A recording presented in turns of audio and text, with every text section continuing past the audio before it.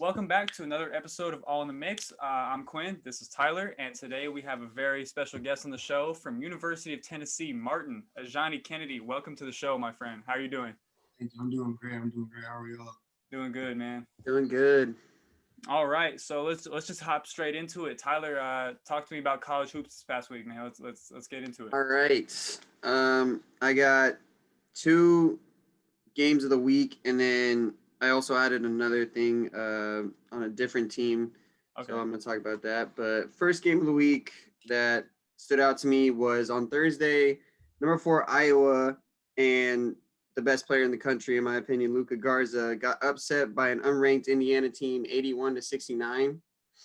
Damn. And the Hoosiers were led by Trace Jackson Davis, who had 23 points, 7 boards, and both Luka Garza and Wieskamp for Iowa also had double doubles in the loss. And then yesterday, an unranked Oklahoma team pulled off an upset of number 9 Kansas with Davion Harmon, their guard, scoring 22 points, and guard Austin Reeves also adding 16 points in the win. And then a team that took two very bad losses this week that stood out to me was number 20 Clemson. They lost earlier. They got smacked up, right? They got smacked both games this week. They lost earlier in the week to an unranked Georgia Tech team, 83-65. And then yesterday they lost to Florida State, who is a pretty good team, in my opinion, 80-61. Oh wow. So yeah, they got smacked around this week. That was real bad. Oh, can I let me add this? Ajani, if I'm not mistaken, one of your guys' guards, the coach's son, he transferred to Indiana, right? Or he's transferring to Indiana? Yeah, he's at Indiana right now, but he's not playing right now. He's just traveling with the team. I think the Iowa game they won, that was his first road trip with the team. And okay. his name's what? His name's Parker? Yeah, Parker Stewart. Hey, shout out Parker Stewart. Hey, that's a hell of a first road trip to go to. Yeah, right.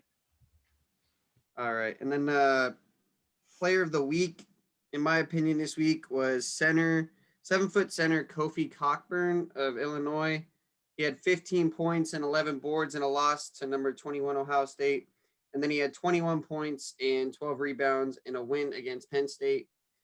And he averaged 18 points and 12 boards for the week. He's a big motherfucker, man. Yeah, he's huge. And then they also have another really good guy in Ao Desunmo on Illinois as well, who averages 22 points a game. So they're pretty good. I'm going to show that I'm not biased.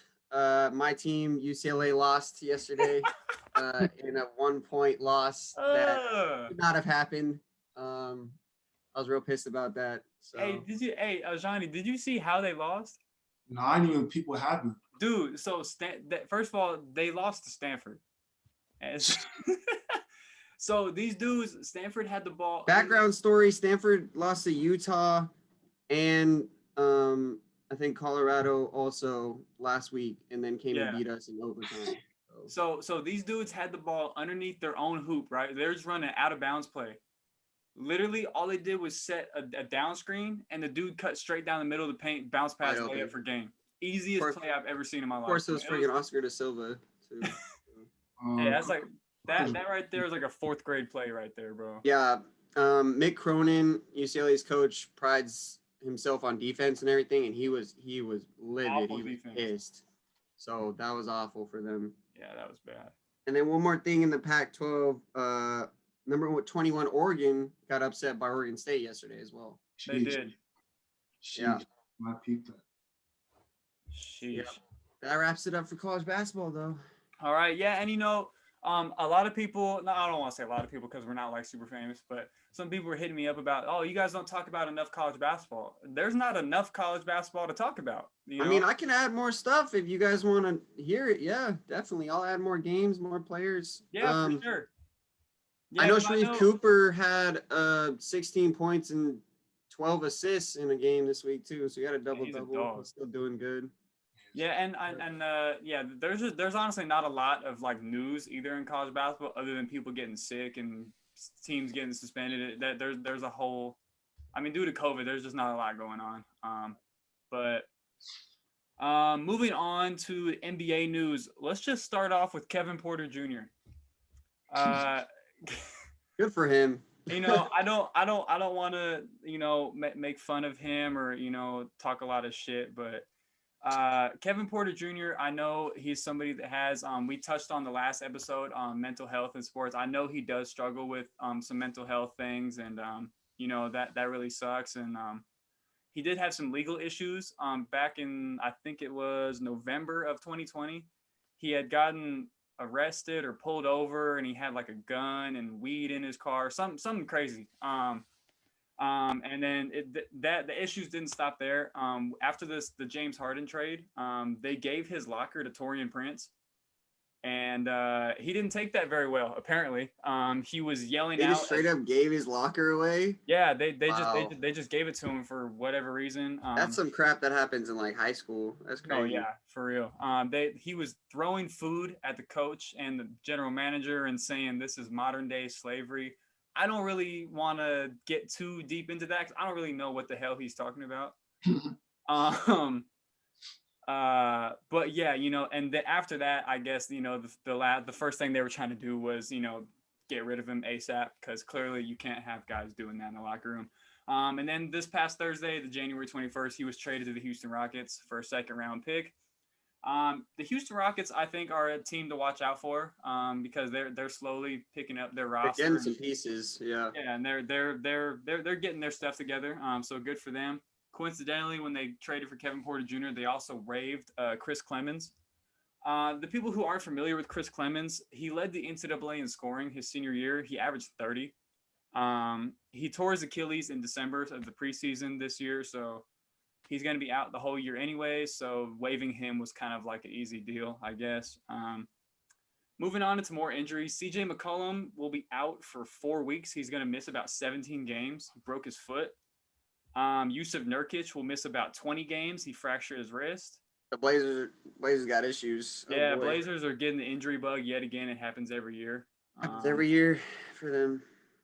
Michael Porter Jr., is back from COVID. He missed like pretty much the whole season so far. And he played his first game against Phoenix. He had 6 or 7 points, 6 rebounds, played 20 minutes. Good for him. Whatever. Kyrie Irving. Let's talk about Kyrie Irving for a second again. He made his big statement back in the media a couple of days ago. He said he just needed a break. I don't want to be the one to point the finger and call bullshit, but I think that's bullshit. I don't think anybody making $40 million should just take a break because they feel like it. Agreed. Whether it was for family, personal reasons or not, he didn't say anything about why he was gone. I just needed personal stuff. And, a guy that me and Ajani definitely watch a lot, Steven Jackson, actually came out and said that he bought George Floyd's family a house. Kyrie Irving did. So, that was one thing. That was another thing he's done for the community. Yeah, I heard about that, yeah. And so, That was really cool. Obviously a good thing for him. Ajani, do you want to talk a little bit about Kyrie Irving and your opinion on whatever he has going on and what's going on over there in Brooklyn? Honestly, bro, it's crazy over there. I'll be on TikTok a lot, and somebody on TikTok brought up the point was like he did that to bring his trade value down so they could bring James Harden without having to trade Kyrie. And like what he was saying, it made some good points. It sounded good, so maybe. Yeah, I agree. I think I saw the video that you're talking about. I did see a few people say that Kyrie stepped away because he didn't want to get traded to Houston and he didn't want to be a part of that. He wanted to bring down his value for whatever reason. The thing with stuff like that is it's tough, when you don't know what's going on with a guy personally. So it could have been, his mental health or something going on with his family, but I am glad he is back because it makes for good basketball for everybody to watch. Everybody likes watching Kyrie play. He's a different breed when it comes to the game of basketball. Got to bring something up though. Colin Sexton did it to him. Hey, I'm getting there. Kyrie's first 2 games back were against his former team, the Cavaliers. They lost both games. He had 37 the first game, and then he had 38 the second game. Doesn't really matter because they still lost. The last person I want to talk about before we get into top performers is Stephen Curry. Last night, Steph Curry moved to number 2 all time on the threes made list. He passed Reggie Miller, and he's 413 threes away from being number 1 and passing Ray Allen. He might get that season. Yeah, he could. I think he could do it this season, like Ajani said. Oh yeah, for sure. He can do it this year. If not this year, next year, easy call. I'm pretty sure he's gonna be number 1. Yeah, definitely. Pretty sure he's the youngest to ever do it this fast. Which, again, amazing for him. I personally believe Steph Curry is the best shooter of all time. And he proves it night in and night out every season. So, absolutely agree. All right, let's get into the top performers of the week. Colin Sexton. I'll start with him. Tyler, you just touched on it a little bit. He went absolutely crazy this week. First game against the Brooklyn Nets, he had 42, 5, and 5. He went right at them. I don't know if you guys caught the game or caught some highlights, but I was watching that game. Oh my gosh. That was Dude, the overtime, it did not matter who guarded him. He was scoring on Kyrie. He was scoring on KD. It did not matter. Their hands were up. He was hitting threes like crazy. It was insane to watch. And the people that weren't familiar with Colin Sexton before he got in the NBA, he was class of 2017, like all three of us. He was on a lot of hype videos. He was on a lot of highlight videos, and he's been doing this. And the game where he played 4-on-5 when he was at, I believe he went to Alabama. That just shows you right there. He's just a straight dog. So, Colin Sexton is just going to be Colin Sexton. Then the very next game, when they played Brooklyn again, he had 25, 2, and 9. And on the season, he's averaging 27 points and 4 assists. I think personally, he's a candidate for me for most improved. Because he's having a hell of a year. Ajani, have you caught any of Colin Sexton's games this year, or did you catch him at all in high school or college or anything? I caught the game I did watch was the game he went crazy versus Kyrie, man. That's the one game I seen just because Cleveland don't get that much TV time like that. Yeah. So I did catch that game though, but I didn't even know he was averaging 27. That's crazy. And of course, he's going crazy right now. Another guy. I'm gonna end my performers with 2 big men actually. Something that caught me off guard. Somebody who is considered an MVP candidate by a lot of people right now, early MVP candidate, Joel Embiid. Joel Embiid, I'm a little indifferent on because I think I don't want to compare him to Andre Drummond because I feel like that's kind of disrespectful. But he's inconsistent to me. But this week it was just. Yes, I believe definitely in past years he's been inconsistent. I think this year he actually is really consistent. He's been keeping up with some big stat lines like every game. And like you said, big stat lines this week. He had 42 and 10 against Boston and they won. Then he had 38 and 11 against Boston and they won. Last night they played Detroit and he had 33 and 14 and they won. On the season he's averaging 27 and 11. Obviously early candidate for MVP. And I think a guy like Joel Embiid, when he plays hard and he wants to win the game, you cannot stop him. He's too big. And he's hitting threes now too. That's a fact. Yeah, he's 7 feet, like 260, 270, and he can handle the ball. He can shoot. That's hard to stop when he wants to play the way he's been playing. I think if he could keep it up the rest of the season, that Philadelphia is going to be a team to watch also. I'm going to end it with somebody that doesn't really get a lot of shine anymore because they were traded away from their original team, Clint Capella. Clint Capella had a hell of a week. He went nuts this week. Absolutely. Yeah. His first game against Minnesota, he had 23 and 15. Then they played Detroit, and he had 27 points and 26 rebounds. And they won. And then they played Minnesota again, and he had his first career triple-double. He had 13 points, 19 rebounds, and 10 blocks. A triple-double with blocks. Hold on. That hardly ever happens. That's really rare. I haven't seen anybody get a triple-double with blocks since, Shaq, maybe. If he keeps doing that, he could be a candidate for Defensive Player of the Year. Absolutely. But being in Atlanta, it is gonna be kind of hard for him to get that shine. So hopefully Atlanta starts playing a little better and they pick it up. Moving on to the rookies. I was having this discussion with a couple of my friends the other day, and a lot of the rookies aren't very impressive right now. Not a single one of them, to me, anyways, is standing out as like, wow, this guy is going to be the rookie of the year. Because Besides LaMelo Ball.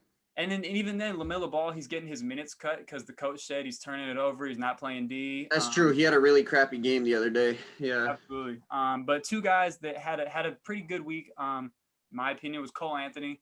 He had 13, 7, and 3, and he had the game winner against Minnesota. I don't know if you guys saw that game winner. Yeah, I saw that. Tough. That was tough. That was a crazy shot. And then the next game, he had 9, 5, and 2, and they lost to Indiana. So, what kind of whatever game for him. And then James Wiseman. I think he's been the most consistent as far as rookies goes because he hasn't had really shitty games, but he hasn't had great games. He doesn't have like amazing games, yeah. Yeah. So, but this week, he had 26 and 4 versus the Spurs, and they won. Then they lost to the Knicks, and he had 15, 8, and 2. Last night they lost to the Jazz. I'm pretty sure they got blown out by the Jazz, actually. They did, yeah. And he had 15 and 5. Being in Golden State's going to be good for him. He's going to get in shape and learn how to play basketball the right way, being around guys like Draymond and Steph. So hopefully, he has a good year. And I'm not rooting for the Warriors in any way, but I hope James Wiseman has a hell of a year for them and, does what he needs to do. 2 teams to watch out for. I'm finally switching it up. I'm not talking about the Lakers, and I'm not talking about the Nets or the Celtics. 2 teams that stood out to me this week, one of them especially, the Utah Jazz. Utah Jazz are on an 8-game winning streak right now. They're second in the West. This week, they beat Denver. They beat the Pelicans twice, and then they beat the Warriors last night. They're playing really well. Yeah, they got a lot of people stepping up. Jordan Clarkson off the bench has been really big for them. Absolutely. Jordan Clarkson's been having a hell of a year. But 2 guys, obviously it's going to be their 2 best players, Donovan Mitchell, Rudy Gobert. I'm going to get to Rudy Gobert in a second. Hold on. Ajani definitely looks like he has something to say about that. I'll start with Donovan Mitchell. I'll start with the good. Donovan Mitchell has this year is averaging 24, 4, and 5. I don't know if you guys caught it, but the other day Shaq said something a little out of. I thought it was out of line to him about how he doesn't have what it takes to make it to the next level. The dude's in his 3rd or 4th year, and he plays for the Jazz. Cut him some damn slack. He didn't get thrown onto a great team. Nobody expected him to be this good. I did not know Shaq said that. Wow, damn. Yeah, so it was actually on live after they beat, I believe, on the TNT broadcast. Yeah, absolutely. Oh wow. Yeah, so he said, I think it was something, I don't want to quote him, but it was along the lines of he doesn't have what it takes to get to superstar, And Donovan Mitchell said something about everybody's been telling me that, so I don't really care, and good for him. You kind of need that attitude. I would say, yeah, those make the best players when you have that attitude. Absolutely. Yeah. And, as far as what people on that network had to say about him, I don't necessarily agree, but I think comments like that need to be withheld because that's just not cool. You're a former player talking shit to a current player trying to come up, that's not cool. But let's talk about Rudy Gobert. Rudy Gobert this past summer signed a Supermax. He got his $200 million, and this year he's averaging 12 points, 13 rebounds, and 3 blocks. Ajani, I'll start with you. How do you feel about Rudy Gobert? I don't like him. I don't think he's that good. I feel like he's stealing money. The 12, 13, and 3 is cool, but bro, you're 7 feet. I feel like you 7'3". Yeah, you're not killing. You're not killing, bro. Yeah, he's not doing what 6'10", 6'11" centers are doing and stuff that are way smaller than him. Let me create for myself. He's all drop balls, catching lob, put baskets. He's not. I don't know. It's just, yeah, I don't think he's that great, honestly, either. Yeah, and like we said, Shaq had something to say about Donovan Mitchell. Shaq's had a lot to say about Rudy Gobert as well this year. He said something about, hey, kids, this just goes to show you that if you can average 12 points, you can get $200 million. I thought that was a shitty comment, but I don't agree with Rudy Gobert getting a $200 million contract because I think you put him against a guy like Shaq. When Shaq was in his prime, he's destroying him. So I don't have too much, I don't want to say respect for Rudy Gobert, but I'm not a fan. I mean, last year I thought they were gonna shop him after the whole COVID thing. I really thought he was not gonna be there. a lot of people were thinking the same thing. Yeah. Another team, I'll pick a team in the East. A lot of teams in the East, they're not playing due to COVID, and the Celtics are having issues with not having enough players and yada yada yada. I'm gonna go ahead and give a shout out to the Knicks this week. The Knicks have been the laughingstock of the NBA probably for the past 10 years now. They got some guys playing really well. They do have some guys really playing really well. This week they went 3-1. They beat Boston, Orlando, and Golden State, and then last night they lost to Sacramento, which the Knicks are going to be the Knicks. They're going to lose games that you don't expect them to lose. Two guys that are having a hell of a year for them that kind of need their cheers. Julius Randle, one of them. Right now he's averaging 23, 11, and 6. He's kind of coming around to what people thought he was going to be when he first got drafted. So good for him. I hope for his sake that the Knicks get better or he gets on a better team, but I know he's bounced around quite a bit now, so hopefully he finds some traction there. And then RJ Barrett, second year guy. He's averaging 18, 7, and 3, and he had 28, a career high against the Warriors. RJ Barrett, I thought, was the best player coming out of high school when he was in high school. Turns out it was Zion. But RJ Barrett, I really hope he finds his footing and his traction and gets his shooting together, because I think once he gets a consistent jump shot, it's going to get scary. Ajani, it's tough to be stuck on the Knicks like that. Yeah. Oh yeah, for sure. Ajani, being a left-handed guy yourself, how do you view guys like Julius Randle and RJ Barrett? Like, are you influenced by them at all, or do you have a certain appreciation for fellow left-handed players yourself? I feel like most left-handed players get disrespected saying they can't go right. There's things like that. Absolutely. It's like it's hard to guard somebody left-handed. You're going left and you can't stop it. Why stop something they can't stop? So watching Julius Randle inspires me. Like, he doesn't go right at all. Like, he's going right. He's going to shoot it with his left hand. That just inspires me. Like, bro, he in the league doing this, using his left hand. Like, I could do it too. But exactly. Just being left-handed, just feel like we got to stick together. Like, it's just really hard to guard left-handed players. So things like that, I like it. There we go. All right, moving away from the NBA, let's talk about our friend here, Ajani. So, Ajani, I will get the facts right. You correct me if I'm wrong, all right? From Reno Valley, California. Sir. Shout out the murder.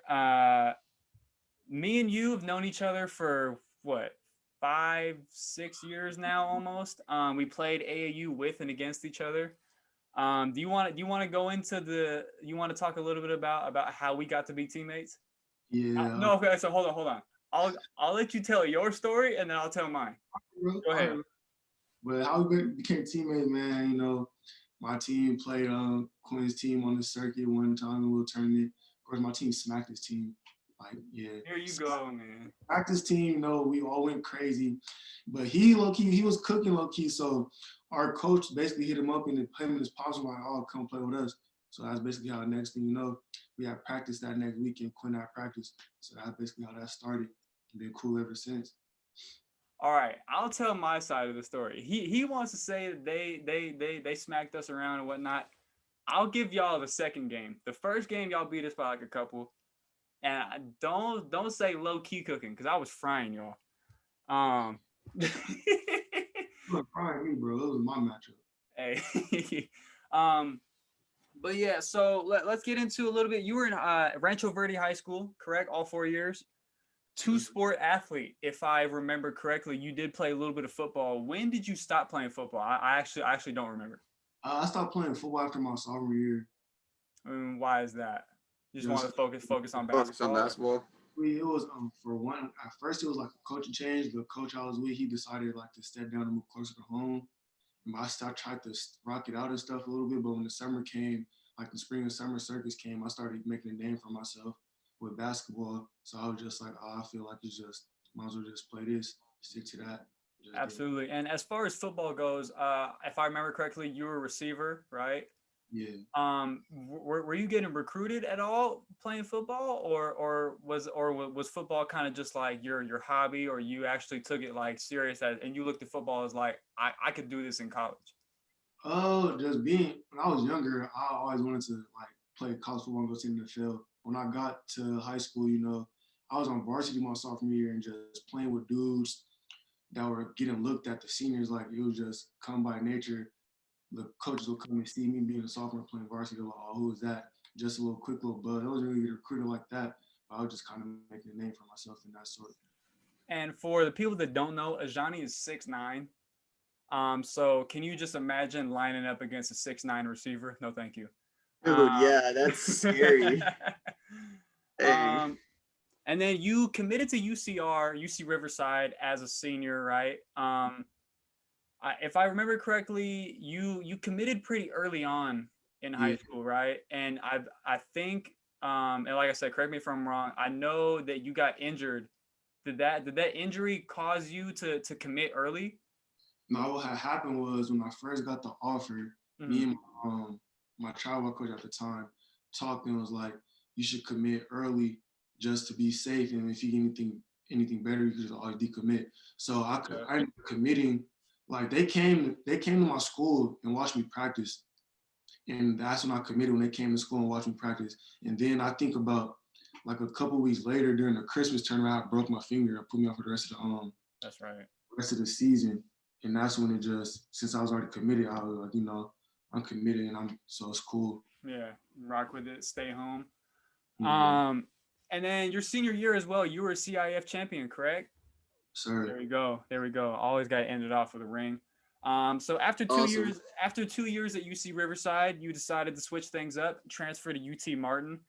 Yeah. What was the deciding factor in finishing off your last 2 years at UCR and then your transition to UTM? What was kind of the last factor for you to be like, you know what, I need to change the scenery?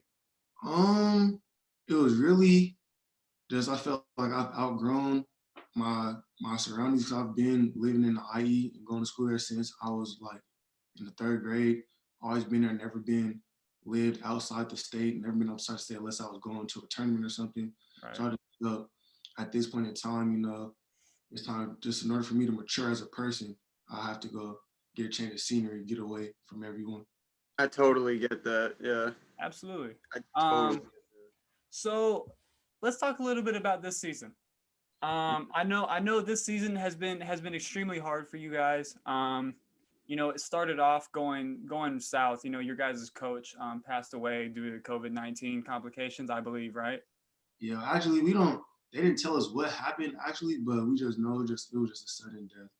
Okay, so that was your head coach? Yeah. Sad. So they started off with passing of their head coach, and that's going to take a toll on you mentally and on the court as well. So you guys were just bound to have a rough start. You guys, it really pains me to say it, you guys are 1-9 your past 10 games. It's not, I don't want to say it's going awful, but it's not going the way that we all wanted it to. Give us a little bit, give the people a little bit your opinion of what you think is going on the court, and then maybe it could be a locker room issue. Maybe guys aren't gelling, maybe it's a chemistry thing. Tell me what, in your best words, what do you think is going on?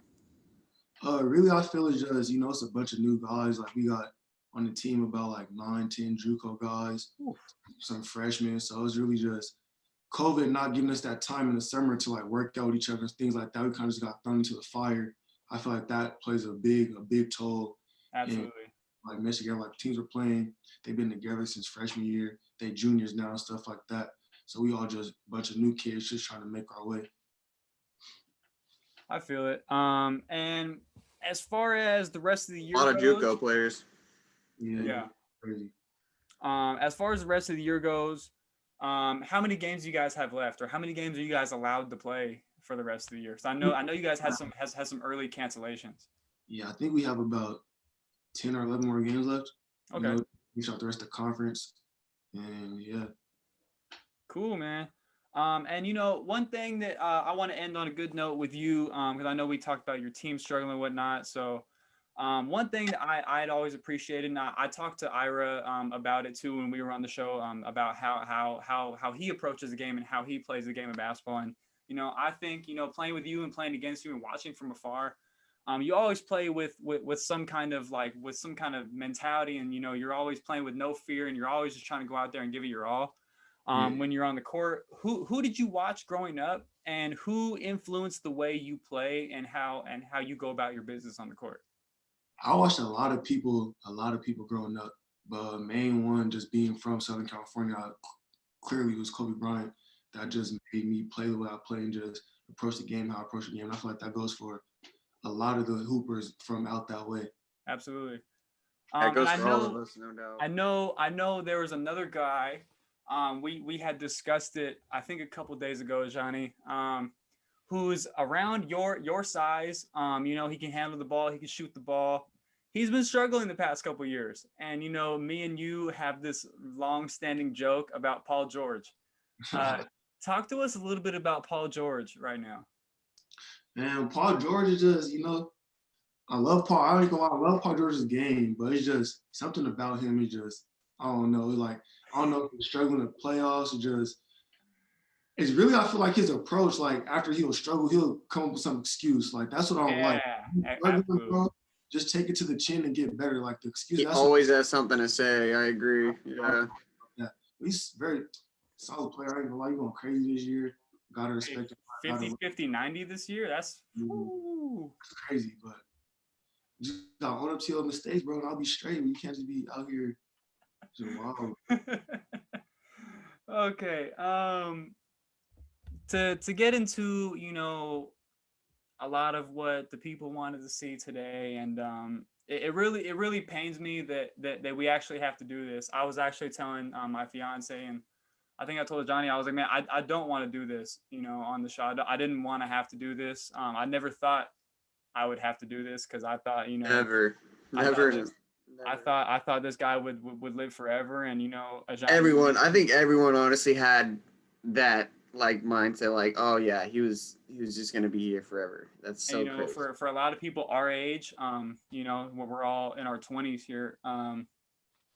Kobe Bryant was somebody that we all looked up to on and off the court. The way he approached the game, just the way he played the game, and his mentality and everything. And we had a very, very tragic incident last year that shook the world. Honestly, it didn't just shake Southern California. It didn't just shake LA.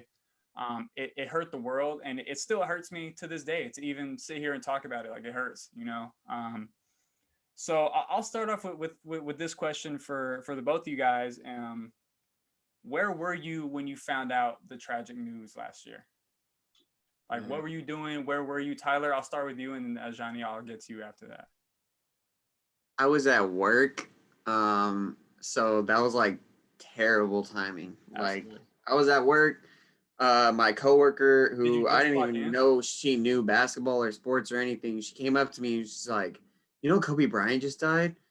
I was like, no fucking way. Like, no way. I ran to get my phone out of the locker and everything, checked, like, looked up Twitter, all that. All my friends are saying it. And I was like, no way, bro. The rest of the workday was just like, I couldn't stop thinking about it. Not even there. So hard. It was so hard because I had like 5 hours left still, and I had to like pull it together somehow. I cried for a little bit, not gonna lie. Oh, absolutely. I had to walk outside for a sec and take some moments. It was tough. Yeah. Ajani, let's get to you, because I know me and you, we talk about this a lot. Me and you talk about Kobe almost every day. Where were you when you found out the news, or you read the news? What were you doing? I was at school. I was coming. Me and the team would come back from eating breakfast, and we were just all chilling in the homies room playing the game. And then my mom, like, first people I was seeing on tour, like, Kobe died. And I'm thinking, like, it gotta be fake. Like, I'm not seeing no. Right? Like, yeah, dude. I was hoping, like, I'm like, don't fake like that. And then I seen the TMZ alert. And I'm like, once you see that TMZ alert, you're like, no, like, it's real. Yeah. So we all just like stopped and was like, just in silence, like what? Like, I'm on the phone with my mom. Like, not even real. Kobe's dead. Like, it's just even.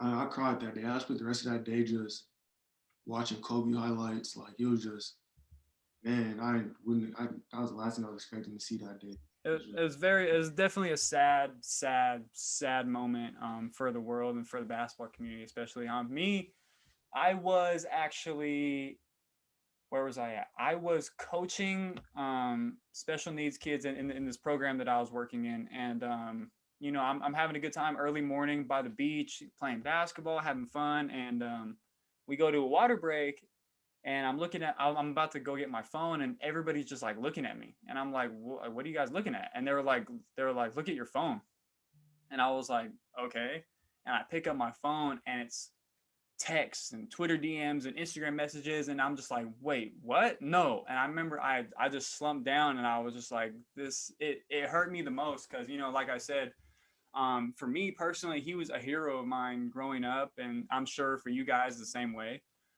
It felt like losing like a family member. It just didn't feel right, and it was definitely a hard day for me, and I spent the rest of the day pretty sad.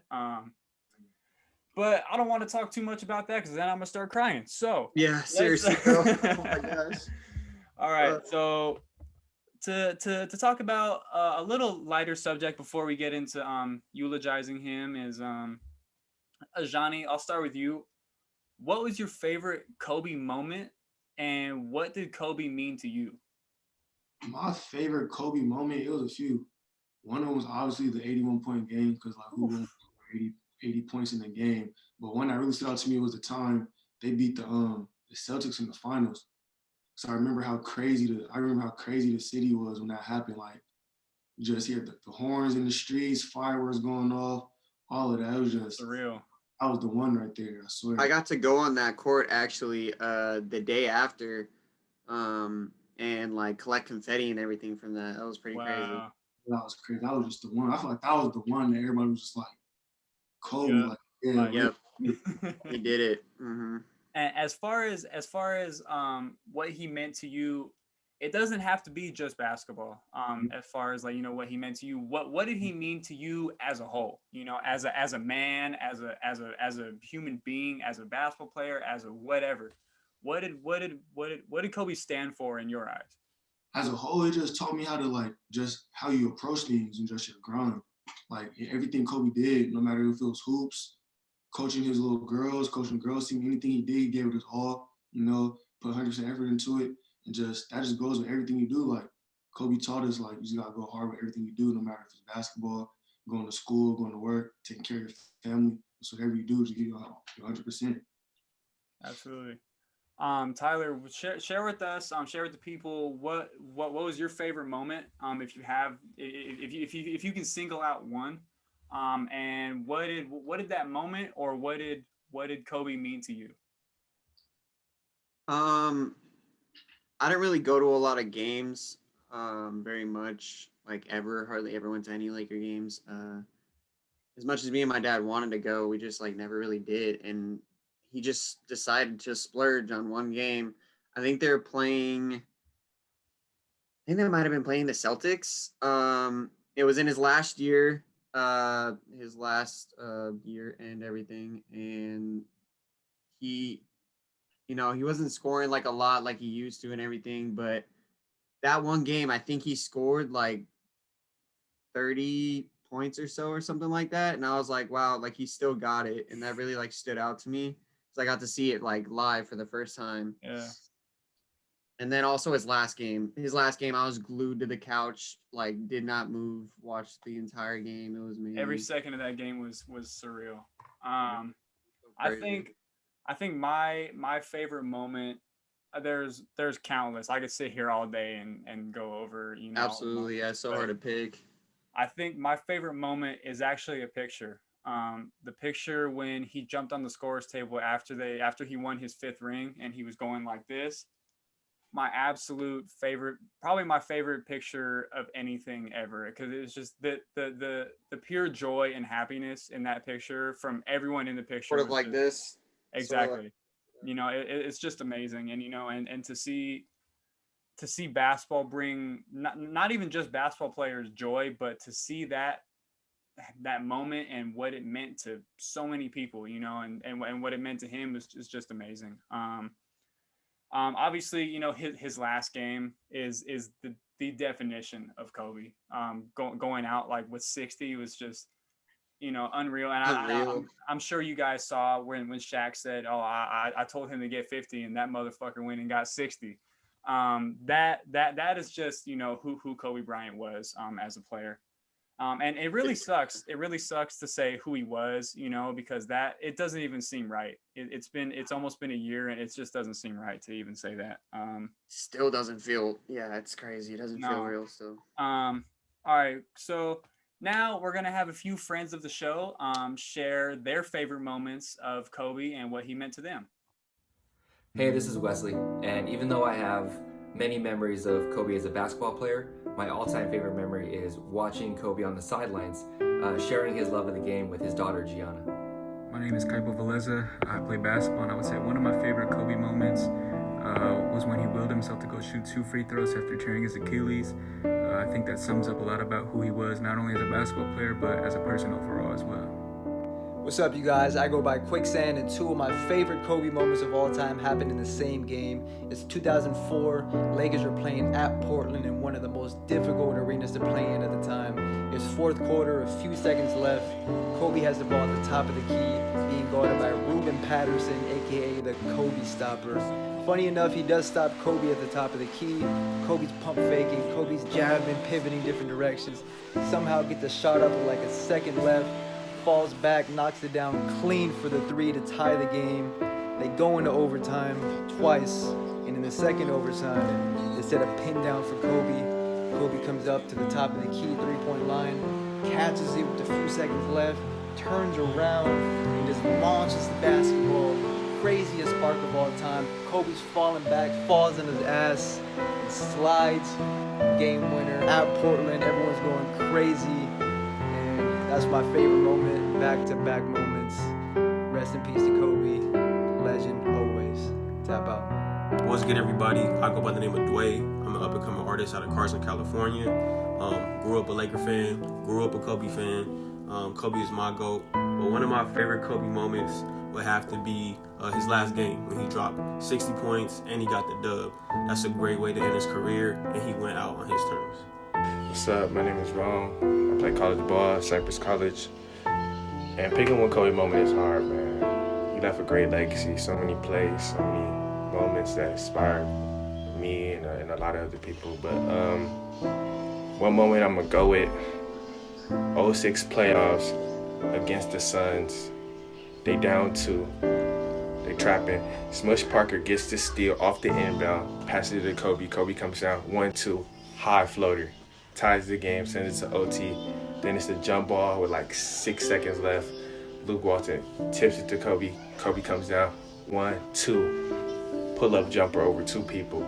Bucket, wins the game in the playoffs. Then he's coming down screaming, coming down, beating on his chest, grabbing his jersey, ripping his jersey, screaming. That for sure gotta be top Kobe moments for me, man, easily. My name is Nigel and I hoop at Cypress College. My favorite Kobe memory has to be the game against the Kings when he hit that game winner in the corner off the tiptoes, heels off the ground, confidence, mama mentality, different breed. And held it there in front of the bench. We miss you, Kobe. Hello, I'm Jay Williams, the owner of Cinco, and my favorite Kobe moment, he has so many good moments, but probably the 2012 season when he tore his Achilles, when he hit those 3 clutch shots versus the Raptors. Yeah, that was one of my favorite moments. I remember the feeling and just seeing that. I was like, yeah, nobody can tell me nothing about him. He's a GOAT. Greatest all time, greatest player ever touched basketball. But yeah, that was my favorite moment. Oh, what up? This is Xavier. I go by Real Rambo, and I'm an artist. And I'm proud to say my favorite Kobe moment is probably his last game in Portland. So I went to watch that game. That was the first game I ever seen of Kobe, even though I've been a fan my whole life. But how you doing? Ian Fox here, former basketball player. There's too many Kobe stories to pick from to be my favorite, but my favorite has to be his final game. Scoring 60 points and going out on that note is just the icing on the cake, the cherry on top to such a historical career and such an amazing player, and he's missed every day.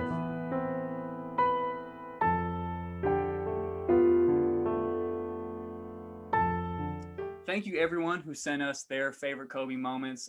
We really appreciate it. Kobe Bryant inspired people for 20 plus years on and off the court with his talent. He was a businessman, an author, an actor, a director, a coach, and most importantly, a husband and a father. As we all know, Kobe Bryant passed away tragically alongside his daughter, Gianna, and close family friends, survived by his wife, Vanessa, and 3 daughters, Natalia, Bianca, and Capri. Though we are celebrating honoring his life today in this episode, we honor his life and legacy every single day. And may he rest in power. Boom. Moment of silence. All right, man. So to end on a lighter note, so we're not sitting here fucking sad the rest of the day. Ajani, I'm gonna start with you, man. Who's your basketball Mount Rushmore? Who do you look at and say, wow, these are the 5 best players of all time? Doesn't I will say, just for the purpose of people arguing, no order. Just Yeah, just throw it out there, whatever. because me and you are gonna sit here for hours and argue about the shit, and I'm not trying to do it right now. I would totally do that too. Yeah. You already know my first. I'm going Bron. LeBron James, all right. Bron, Kobe, throwing Shaq on there. MJ, and that's 4. Mm-hmm. For my 5th, I really want to throw it, but it's a toss-up for me between either AI and Steph because they both changed the game in just like drastic ways. So you could throw either one of those on there, and I'll be fine with that as a 5th on the mount. But I'll probably go AI. All right. Change the game just for small guards and stuff. How about this question right here? If you show up to a park, right, and I know you watch All the Smoke, and they kind of do something similar to this. You can take 5 guys to any park, any gym. Who are you taking with you, and you're not losing the game? And just to clarify, it doesn't have to be NBA. It doesn't have to be college. It could be anybody. So it could be like one of your friends back home. It's just a dog on the court. Just give me 5 guys that you would take to a court, and you're not losing. I ain't gonna lie. I'm gonna go taking me. Bold. First one of the show, or first one of our show, is somebody's taking themselves. Me. I'm gonna go Matt Bradley. Ooh. Matt, and my boy on my team right now, my boy Cam. That boy, he's just a dog, bro. Like, he grew up playing outside and at the park, so that's his speed right there. So me, Matt Bradley, Cam. I'm gonna throw Kate. I'm gonna bring Katie. And then I need a shooter. Hey, what's up, bro? I'm right here. Oh yeah, I need a shooter, bro. Bro, you Steph have a shootout, bro. Winner of that, I'm taking him for my 5th. You said between him and Steph Curry. I'm taking it. Steph Curry. If you ever all right. If you ever see this, Steph. If I see Steph, I need one, and I don't pick you, bro. Don't be mad. No, hey, I respect it, but I'm gonna let you know right now. I need all the smoke from Steph Curry. I need it. Facts. Go ahead, pick on 94, all that. But yeah, we not winning. No one's gonna get a rebound between Matt Bradley and Cam. I promise you. And Matt Bradley's cold. Yeah. For the people that don't know, Matt Bradley is at Cal Berkeley still, I believe, right? Hurt right now, yeah. From the Dino, straight dog. I've known Matt Bradley since he was a little boy. I mean, he's never been a little boy. He's always been a fucking grown man. Yeah. Yeah, Matt Bradley is that man is a doozy. So I'll give you my Mount Rushmore, my ultimate 5, and Tyler will do the same. My Mount Rushmore, obviously, pretty similar to yours. It's gonna be Kobe, Bron, Mike, AI, and Shaq. Pretty much the same. Tyler, go ahead. I have a little bit, little different. I think I chose more legends than anything. Okay. Just like past players. I would go Magic Johnson, Kobe, Michael Jordan. Like I said, every week it's a toss-up between Wilt Chamberlain and Kareem Abdul-Jabbar. I don't know which one I would pick in that. And then what am I missing? Who else did I say? I think you said AI. I think. Yeah, that's also who I would go with. Yeah. All right. Yeah. And then All right, let's get into a little bit. Let's move away from basketball for a second. Are you, Ajani? Are you watching any? Are you binge watching anything? Are you into any new shows that aren't super popular that you might be watching that you want to put people on? Honestly, bro, I'm really just waiting for season 3 of You to come out. Oh yeah. You is a great show. Waiting for You to come back. I'm waiting for Outer Banks to come back. Yeah, bro. Outer Banks is dope. I like that Quality show. TV. Outer Banks ASAP. And then I'm also waiting for Snowfall to come back, which comes back. Oh yeah, okay. Snowfall's a great show. Yeah, so those are my 3 main shows. Those are great shows. Yeah, you got some good picks. You know, over quarantine, I binge watched Queen of the South. Okay. Oh, I've heard about that show. Yeah. So if you haven't watched Queen of the South, tap in. And what about music? Are you listening to anybody consistently other than if people don't know, Ajani Kennedy is the biggest Young Thug fan I've ever met in my life. Is there anybody that you're listening to besides Slime right now? Other than Thug, I'm really listening to just a lot of Gunna. Easy call. Gunna, Dirk, Uzi creeping up. Uzi's tough. Uzi's in my rotation every day. And then Uzi's in my rotation every day too. I feel you. And obviously, let's see, Juice is in my rotation every day. Facts. RP, man. RP Juice 999 forever. Juice. And Blue Bucks Clan, you know. Hey, that's 2 for 2, bro. 2 for 2. Ira said that too. That's awesome. Yeah, I listen to them. I listen to him also, bro. Yeah. They're crazy. He's hard, bro. That's funny. Cool, man. And to wrap up, do you have anything that you want to shout out or you want to plug? You got any homies you want to plug? You got anything that that the people are gonna look out for from you or from anybody else? Man, honestly, just a shout out to all my homies out there, all my people just making their way, bro. Like everybody got there making their own way. Like, just multiple streams of income, making music, and sports, art, just making art. So all my homies, shout out to y'all. Just keep doing y'all thing. We're gonna all make it out real soon. Yes, sir. Okay, and to wrap it up, I'd like to say thank you to our friend Ajani for coming on the show. Thank you for your time. We really appreciate it. Our next episode, I'm honored to say, we'll feature our very first artist and another friend of mine from Hermiston, Oregon, representing the east side of Oregon, Real Rambo. He's a really good friend of mine. Ajani, I'm pretty sure I've sent you a couple songs here and there. Tyler, I'll be sure to shoot some over your way too, just so you kind of get a feel of what yes, he's please. about. I would love to hear what he's got. Yeah. And a little bit about Xavier. His name's Xavier. His artist name Real Rambo. He is a former basketball player, athlete. Jumps out the gym. Hell of a basketball player, hell of an artist, and he's somebody to watch out for in 2021 as well.